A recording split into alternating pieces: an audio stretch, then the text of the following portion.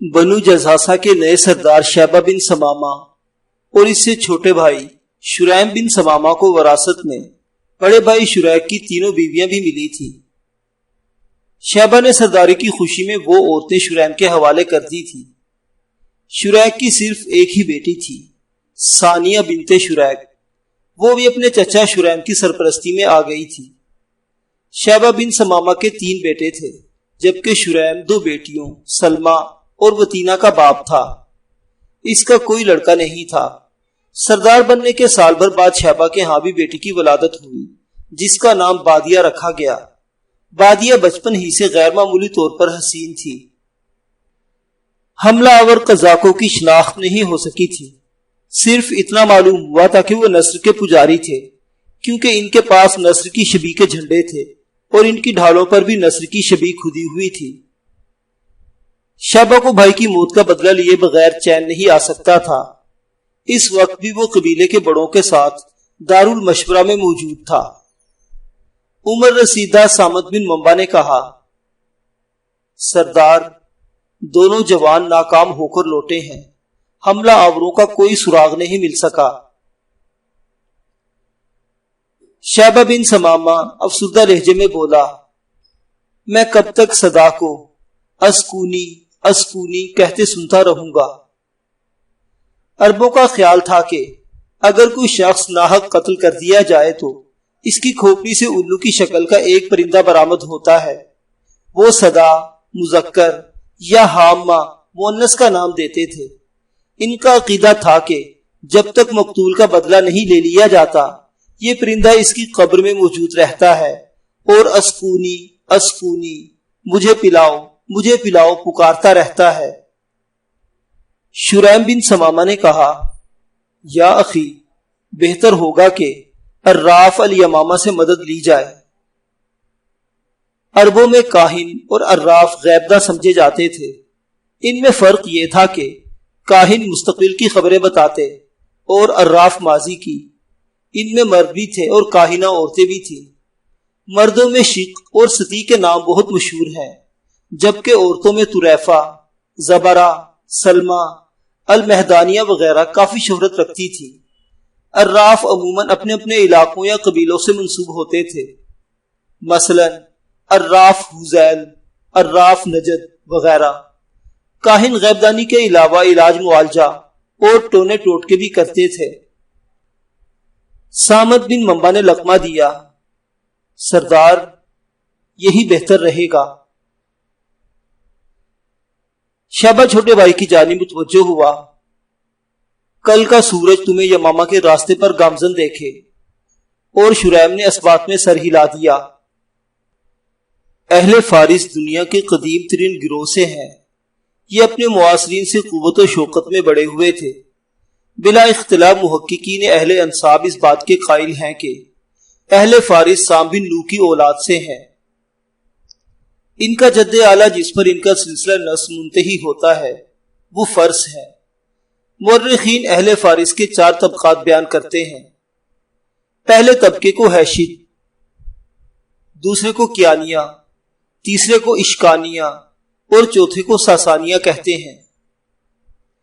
تمام طبقات کا زمانہ حکومت کیومرس بادشاہ اول فارس کے عہد حکومت سے یزدجرد آخری بادشاہ فارس تک، جو زمانہ خلافت سیدنا عثمان رضی اللہ تعالی عنہ میں مارا گیا تھا، 4288 برس تک رہا۔ اہل فارس کا چوتھا طبقہ یعنی ساسانیہ کی حکومت کا آغاز اردشیر بن بابک بن ساسان سے ہوا۔ یہ سکندر اعظم سے 514 برس بعد پیدا ہوا۔ اس کی حکومت سن 226 سے شروع ہوئی۔ اس نے اپنی حیات ہی میں اپنے بیٹے شاپور اول کے سر پر تاج رکھ دیا تھا۔ اس کے بعد اس کی نسل مختلف بادشاہوں فارس پر حکمران رہے، یہاں تک کہ میلادی عیسوی کو 3 صدیاں بیت چکی تھی۔ اس کے بعد اس کی نسل کے مختلف بادشاہ فارس پر حکمران رہے، یہاں تک کہ میلادی عیسوی کو 3 صدیاں بیت چکی تھی، جب ساسانی فرمان روا ہرمز بن نرسی تخت نشین ہوا۔ یہ اس طبقے کا 8واں بادشاہ تھا۔ اس کی وجہ سے مخلوق خدا مصیبت میں پھنس گئی تھی۔ تھوڑے عرصے کے اندر ہی محسوس ہو گیا کہ لوگ اس سے خوف کھاتے ہیں۔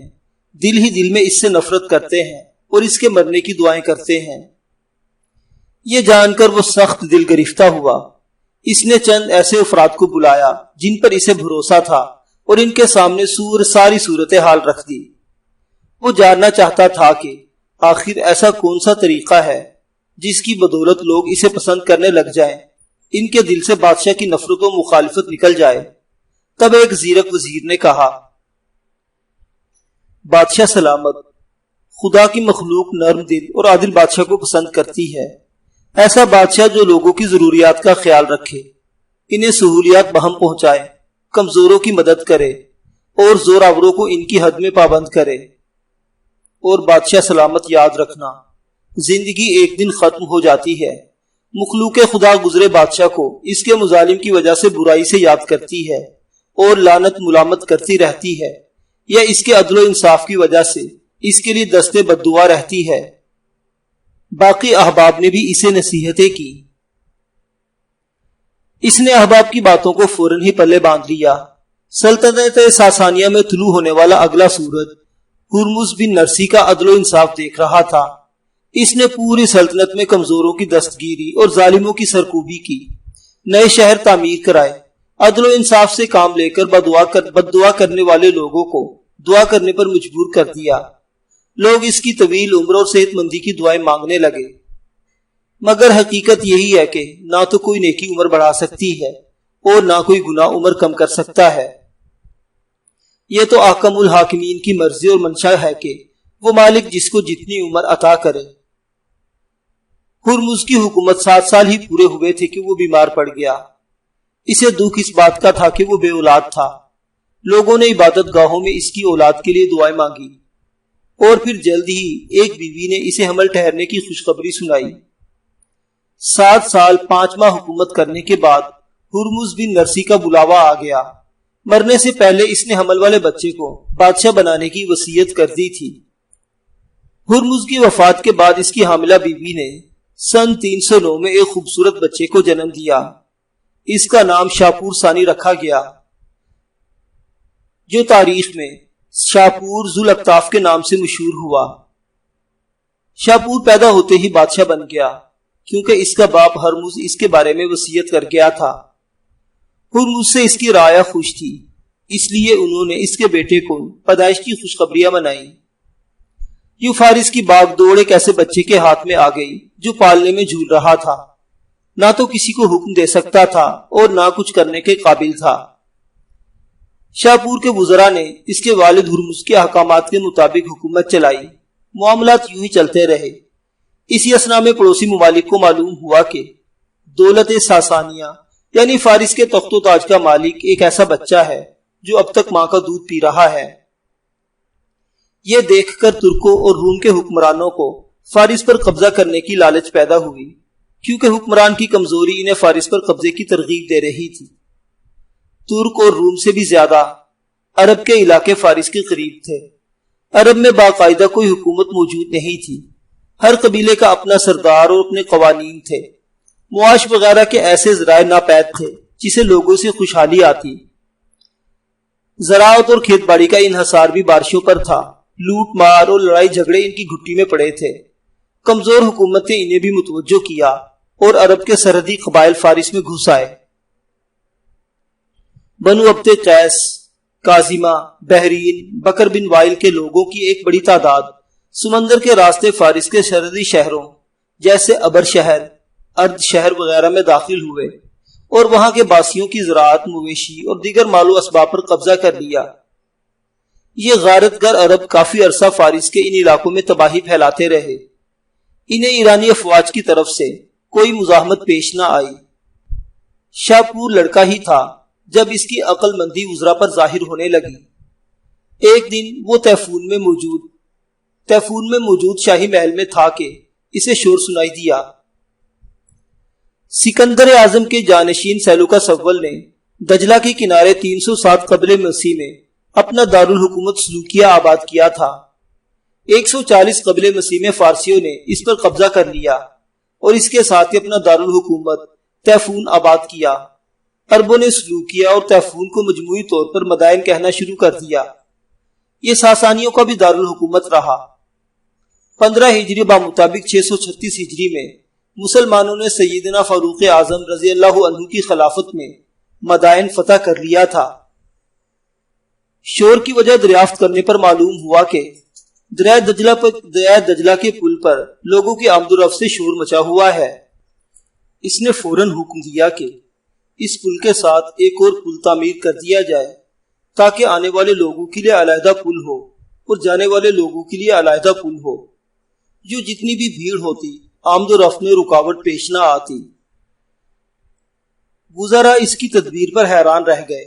فوراً ہی حکم کی تعمیل ہوئی اور دوسرے پل کی تعمیر ختم ہوتے ہی بھیڑ ختم ہو گئی۔ لوگوں کی آمد و رفت بغیر کسی رکاوٹ کے آسانی سے ہونے لگی۔ اس کی عقل مندی کی شہرت عوام اور عمال میں پھیل گئی۔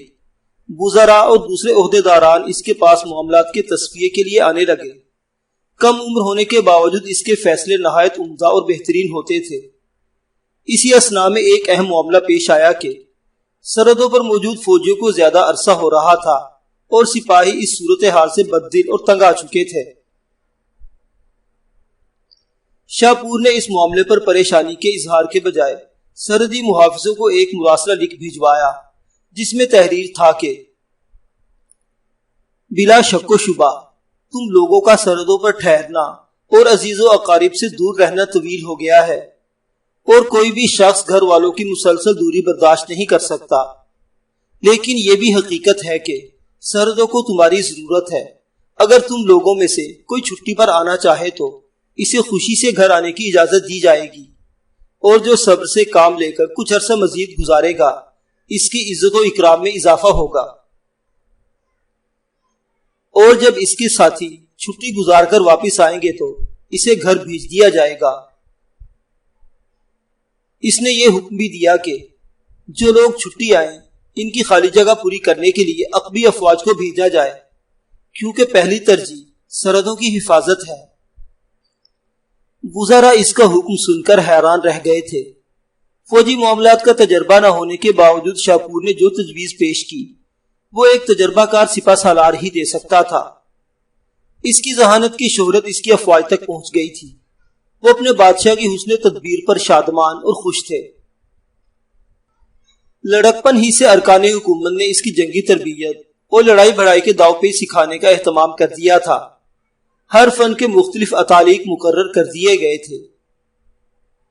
جب شاپور کی عمر 16 سال پوری ہوئی اور وہ مکمل مرد بن گیا، تبھی ایک دن اس نے فوجی افسران اور اشراف مملکت کو جمع کیا اور ان کے سامنے ایک لمبی تقریر کی، جس میں سب سے پہلا تو اپنے آباء و اجداد پر رب کے احسانات و انعامات کا ذکر کیا، پھر اپنے اجداد کے کارنامے اور ان کی قوم کی بھلائی کے لیے کیے گئے اقدامات کا ذکر کیا، پھر اپنی کم عمری کی وجہ سے جو معاملہ ڈھیلے پڑ گئے تھے اور لوگوں کو جن مشکلات کا سامنا کرنا پڑا تھا ان کا بیان کیا۔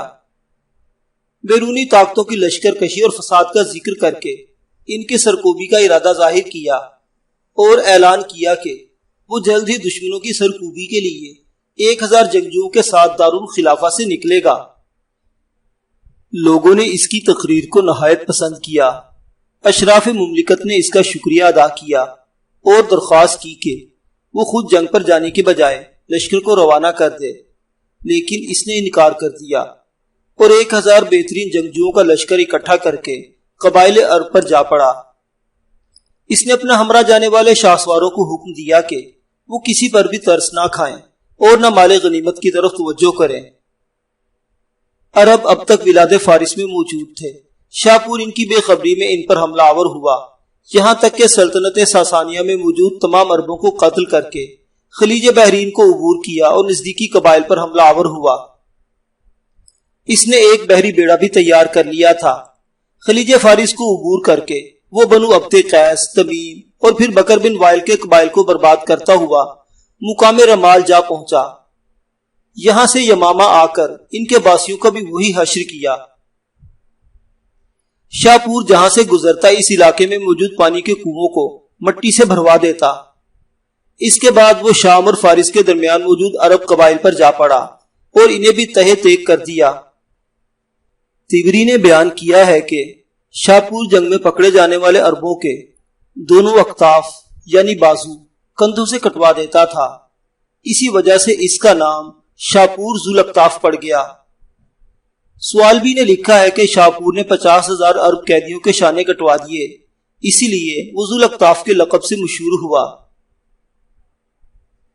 لیکن جدید ایرانی مورخ حسن پیرانا ایک جرمن مورخ کے حوالے سے لکھتے ہیں کہ شاپور ذوالأکتاف کے لقب سے اس لیے مشہور ہوا کہ اس کے شانے بہت فراخ تھے۔ بحرین کے سردار عمر بن تمیم کو گرفتار کر کے شاپور کے پاس لایا گیا۔ اس وقت عمر بن تمیم کی عمر 300 برس ہو چکی تھی۔ شاپور نے کہا، میں تمام عربوں کو قتل کر دوں گا کہ تم لوگوں نے اتنا فساد پھیلایا ہے، لوٹ مارو قتل و غارت کا طوفان برپا کیے رکھا ہے، اور تم سوچتے ہو کہ تمام جہاں پر تمہاری حکومت ہے، میں کسی مدعی حکومت کو زندہ نہیں رہنے دوں گا۔ عمر بن تمیم نے جواب دیا، بادشاہ سلامت، اگر وہ اپنی بات میں سچے ہیں تو انہیں قتل و غارت سے نہیں روکا جا سکتا کہ مستحق حق مانگنے کے لیے آزاد ہوتے ہیں۔ اگر وہ جھوٹے ہیں تو تمہیں یوں بھی ان پر قبضہ مل گیا ہے، انہیں چھوڑ دے، ہو سکتا ہے تیری آئندہ نسل ان سے فائدہ اٹھائے۔ بادشاہت کے لیے رایا کی ضرورت ہوتی ہے، اور جب رایا نہیں رہے گی تو آپ کس پر حکمرانی کریں گے؟ شاپور کو عمر بن تمیم کے جواب پر رحم آ گیا اور اس نے قتل و غارت سے ہاتھ روک لیا۔